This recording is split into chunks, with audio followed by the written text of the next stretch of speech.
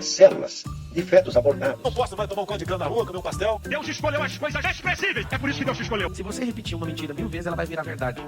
O vídeo que você verá a seguir é uma continuação dos dois últimos publicados neste canal, intitulados O Cristão de Verdade Não Vota no Bolsonaro, em que falo sobre a vertente do extremismo religioso cristão baseada na ótica olavesca e bolsonarista. Agora apresento a terceira parte dessa temática, mas antes peço mais uma vez que você se inscreva no canal Maldito Fascismo Verde e Amarelo, ative o sininho para receber as notificações e indique este canal àquele seu conhecido ou conhecida que tem interesse em evitar que este Brasilzão se torne uma sociedade baseada em valores e princípios alinhados ao que há de mais extremo no campo da religiosidade. Gostaria de destacar o fato de que estou falando sobre um tema em que, por mais estranho que possa parecer para os reacionários fascistoides, seguidores deste maldito fascismo verde e amarelo, eu possuo, sim, lugar de fala. Afinal, fui criado em uma família que valoriza os preceitos ligados ao cristianismo de vertente católica. Meus pais sempre foram muito ativos na comunidade da qual participávamos e, como para o católico, missa de domingo é algo literalmente sagrado, nessa de assistir a uma celebração aqui e outra ali, lembro muito bem que, ainda menino,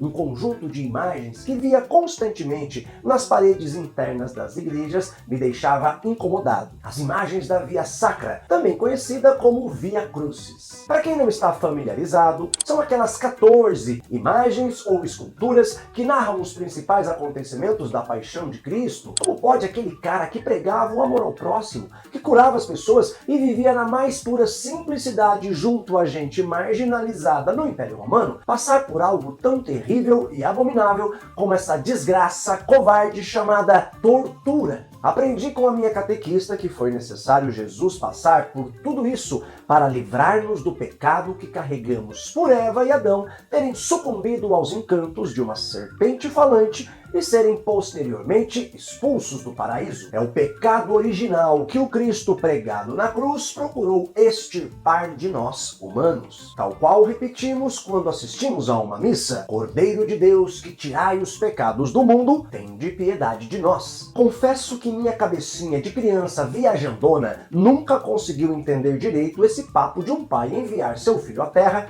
para sofrer perrengues horríveis e não fazer nada para evitar a situação. Por isso, uma das primeiras coisas que aprendi é que cristão de verdade não compactua, de forma alguma, com práticas ligadas à tortura. Hoje, como professor de história, quando ensino aos meus alunos os eventos que ocorreram na Roma Antiga há aproximadamente 2000 anos, me distancio, claro, desse ensinamento catequético que tive e digo tranquilamente a eles que Jesus sempre foi um perseguido pelas autoridades do Império. Seus pais foram o que hoje chamamos de refugiados. Afinal, devido ao temor do rei Herodes de perder o seu trono para o rei dos judeus que iria nascer, o monarca mandou matar todas as crianças de até 2 anos de idade que viviam nas redondezas de seu reino. Assim, Jesus e sua família passaram a viver no Egito por 2 a 3 anos até retornarem e se estabelecerem em Nazaré, na Galileia. Como se não bastasse essa perseguição no início da vida de Jesus, quando atingiu a maioridade, passou a questionar certas regras presentes na Torá, curava pessoas em pleno sabadão, para desespero dos reacinhas da época. Jogava na cara desses caras que estavam mais preocupados em seguir detalhezinhos mesquinhos da lei do que praticar misericórdia e propagar a dignidade humana. Se atirava na frente de homens barbados com pedras na mão, dizendo: quem nunca pecou, atira a primeira pedra. Esculachava esse povo tacanho, afirmando categoricamente que não é o que entra pela boca que torna o homem impuro, mas sim o que sai dela. E, em alto e bom som, denunciou os vendilhões do templo à base de chicotada, dizendo aos comerciantes hipócritas: tirai daqui estas coisas, não façais da casa de meu pai casa de negócio. Foi por essas e outras que extremistas religiosos de seu tempo se juntaram para tramar contra ele, levando-o a enfrentar um julgamento completamente tendencioso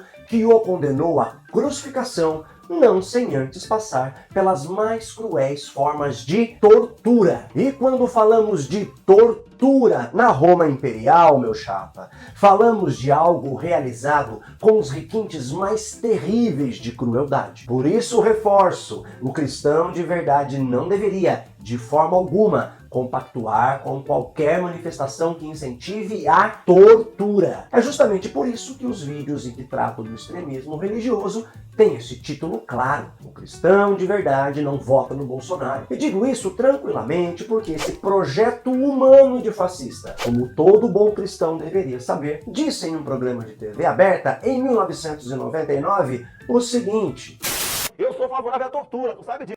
isso mesmo que você ouviu, mais uma vez para ficar bem marcado. Eu sou favorável à tortura, tu sabe disso. Aí aqueles que se prestam a ser capacho de fascista vêm me dizer: ah, mas faz tempo que ele disse isso. Sim, exatamente, faz mais de 25 anos. Mas de lá pra cá ele não mudou em nada o seu pensamento. E, na boa, esse fulano tinha 40 e poucos anos quando fez essa declaração. Idade em que a gente já sabe muito bem o que fala e o que defende. Mas como muita gente perdida hoje em dia ainda insiste em afirmar que Jair é um enviado de Deus para nos livrar dos males terríveis do comunismo, a seguir apresentarei alguns exemplos de como, ao longo desses anos, ele só foi dobrando a aposta dessa ideia bizarra de defender abertamente práticas de tortura. O primeiro exemplo se refere à inauguração de um busto na Câmara dos Deputados em setembro de 2014 para homenagear Rubens Paiva. Para quem não está familiarizado com este nome, Rubens Paiva era um pai de uma família de classe média do Rio de Janeiro, levado por agentes do Centro de Informações do Exército e do DOI-CODE para prestar depoimento no quartel da 3ª Brigada de Infantaria Motorizada, em Botafogo, em janeiro de 1971. Lá, morreu após torturadores perderem a mão na prática covarde da tortura e o assassinato. Acontece que, quando vivemos em uma ditadura, os filhos da puta que estão no comando criam a narrativa que lhes convém, não é mesmo? E neste caso não poderia ser diferente. Os representantes da ditadura civil-militar espalharam aos 4 cantos que Rubens Paiva tinha sido, veja só, sequestrado por terroristas esquerdistas enquanto era conduzido a interrogatório pelos milicos. E por anos a família de Rubens Paiva não pôde ter um documento básico que todo aquele que perde um ente querido precisa, um atestado de óbito. Só em 1996 os familiares conseguiram, via justiça, o primeiro registro, mas com uma lacuna vergonhosa. Não constava a causa real da morte, apenas o reconhecimento de que ele havia falecido. O documento derradeiro só foi emitido em agosto de 2014, com 2 informações cruciais que desmontam a mentira dos ditadores. A de que Rubens Paiva sofreu lesões sob tortura nas dependências do DOI-CODE e a de que o Estado brasileiro é diretamente responsável pelo assassinato do cara. Agora pensa bem, um mês depois dessa vitória dolorosa conquistada pela família com muito custo, na inauguração do busto de Rubens Paiva, quem aparece para cuspir, isso mesmo, cuspir, no busto de uma pessoa que foi torturada até a morte? Vamos ouvir nas palavras de Marcelo Rubens Paiva, filho de Rubens Paiva. Mas apareceu um cidadão que começou a andar ao redor e falar comunistas, e cuspiu. Quem era esse cidadão? Jair Bolsonaro, cercado por seus filhos, E ele cuspiu no busto que estava sendo inaugurado. Isso, do meu... Mas se você pensa que a palhaçada de zombar das vítimas da ditadura se limitou a Rubens Paiva, está enganado. 2 anos depois, em 2016, durante a votação do afastamento da presidenta Dilma Rousseff, Bolsonaro atacou novamente a memória de quem sofreu tortura na ditadura civil-militar. Ele usou seu voto para homenagear Alberto Brilhante Ustra, chefe do DOI-CODE de São Paulo entre 1970 e 1974. Para quem não conhece a ficha corrida desse fulano, vamos a ela. Segundo os sobreviventes, o herói de Bolsonaro aplicava choques elétricos, afogamento, asfixia, pau de arara, tortura psicológica, estupro, espancamentos sistemáticos, uso de ratos e cobras para amedrontar prisioneiros e, para finalizar, carrega nas costas a culpa direta pela morte de ao menos 40 opositores políticos. Quer um exemplo do nível de covardia deste maldito torturador? Ouça o depoimento de Maria Amélia Telles, a Amelinha Telles, sobre o dia em que Ustra levou os filhos de presos políticos para verem seus pais sendo torturados. A ditadura implantou e realizou e efetivou um Estado terrorista. Quer dizer, não só torturavam, como estupravam, como também levavam os filhos, né? As mulheres que eram mães tiveram seus filhos presenciando suas torturas, como foi meu caso. E quem levou meus filhos, que sequestrou meus filhos e levou até a sala de tortura, onde eu estava sentada amarrada na cadeira de dragão, né? Que é uma cadeira também, que é um instrumento de tortura, onde você leva choque no corpo todo, né? Você fica urinada, vomitada, evacuada, enfim, suando muito. Quem levou meus filhos até ali foi o Ustra, levou meus filhos para viver dessa forma, né? E ainda, eu me lembro muito bem, a Janaína tinha 5 anos, a Janaína Telles, o Edson Telles tinha 4 anos. E eles ficaram me olhando, a Janaína perguntou por que eu estava azul. E quando eu me dei conta, me deparei, o meu corpo era cheio de hematomas, por isso que ela associou com a cor azul, né? E se você acha que as atitudes nada cristãs de apologia à tortura pararam por aí, está muito enganado. Em 2018, no programa Roda Viva da TV Cultura, Bolsonaro foi questionado sobre a morte do jornalista Vladimir Herzog em 1975, quando ele era diretor de jornalismo da própria TV Cultura. Veja se um sujeito desses não sofre de demência moral. O Herzog foi prestar depoimento desarmado por livre e espontânea vontade e não voltou. Sim. Agora, o Comitê Interamericano, que é composto por juristas de vários países, não tem nada de esquerda, tem juristas renomados de vários países que compõem, chegou à conclusão que ele foi morto sob tortura. Quer dizer, o senhor não admite isso? Não foi um crime? Olha só. Suspeita-se de ter sido morto sob tortura, tendo em vista ter sido enforcado, parecia enforcado 1,20 m de altura, aproximadamente, não é isso? Teve alguém morrer enforcado, né, praticar o suicídio, 1,20 m de altura. Tem 2 operações da Polícia Federal recente aqui, tem poucos anos. A mais importante foi em Goiânia. Pegaram um cara que praticava o sequestro, sequestrava e mandava para fora do Brasil criança. Foi preso. Amanheceu enforcado, 1,20 m na cela.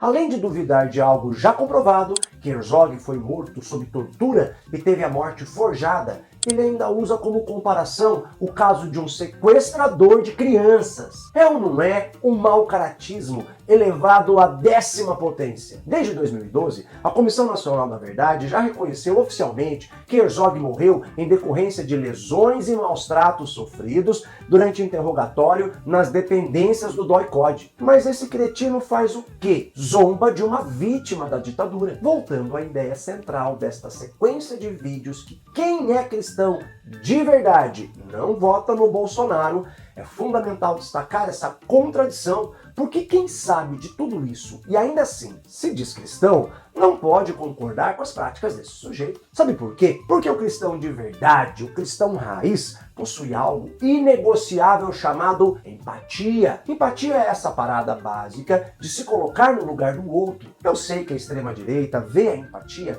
como uma fraqueza da humanidade. Como bem lembrou o neonazista Elon Musk numa entrevista recente. Fundamental weakness of Western civilization is empathy.